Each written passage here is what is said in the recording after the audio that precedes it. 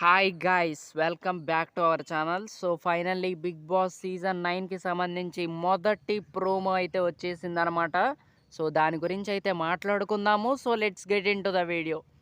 So ఇక first promo గురించి చెప్పాలి అంటే ఇట్స్ గుడ్ అనే చెప్పాలి. అండ్ ఫైనల్లీ కళ్యాణ్ నుంచి మంచి ఫైర్ అనేది కనిపించిందనమాట. టాస్క్లు ఆడేటప్పుడు కానీ అండ్ కంటెస్టెంట్స్తో ఆర్గ్యూ చేసే విధానంలో కానీ ఫైనల్లీ హీఈస్ బ్యాక్ అనే చెప్పాలి. నేను మెయిన్గా తిన కోసం వెయిట్ చేశా. స్టార్టింగ్లో ఈ సీజన్ 9 మొదలు కాబోతుంది అన్న టైం నుంచి నేను ముగ్గురు కంటెస్టెంట్స్ గురించి అయితే చాలా వెయిట్ చేశా, ఎలా ఆడతారో ఏంటో అనేది. ఒకళ్ళు వచ్చేసి భరణి శంకర్ గారు, ఇంకోళ్ళు వచ్చేసి శ్రీజ, ఇంకోళ్ళు వచ్చేసి తిను కళ్యాణ్. సో తిను ఫైనల్లీ చాలా బాగా టాస్క్ ఆడుతున్నాడు, చాలా బాగా ఆర్గ్యూ చేస్తున్నాడు అండ్ నైస్ అనమాట. So happy for him. So promo అయితే గుడ్ అండ్ టాస్కులు మొదలుపెట్టారు అండ్ చాలా బాగా ఆడుతున్నారు కంటెస్టెంట్స్ అందరూ కూడా.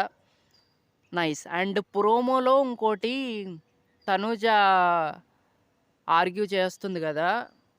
సో నాకేమనిపించిందంటే తనూజ కొంచెం చేతులారా పాడు చేసుకుంటుందబ్బా, అదే అనిపించింది నిజంగా. అసలు సీజన్ 5లో ఇలాగే ఒక కంటెస్టెంట్ తను సీజన్కి రాబోతున్నాడు, బిగ్ బాస్కి రాబోతున్నాడు అన్న టైం నుంచే ఆల్రెడీ అందరూ ఫిక్స్ అయిపోయారు తనే విన్నర్ అని.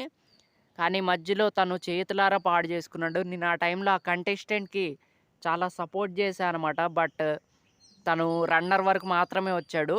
సో అలాగే ఈ సీజన్లో విన్నర్ అయ్యే ఛాన్సులు తనూజకే ఉన్నాయి. బట్ తను చేతులారా ఇలాగ అరిచి అనవసరంగా పాడు చేసుకుంటుందేమో అన్న ఫీలింగ్ అయితే వస్తుంది.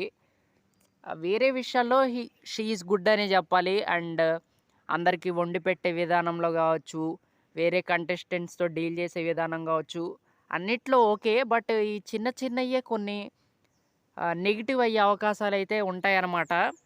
బిగ్ బాస్ అంటే మనందరికీ తెలుసు కదా, ఒక్క ఎపిసోడ్తో చాలా మారిపోతాయి అన్నమాట ఓటింగ్లో లెక్కలు. సో అందుకే తను కొంచెం ఆ కోపం అనేది తగ్గించుకుంటే చాలా బాగుంటుంది.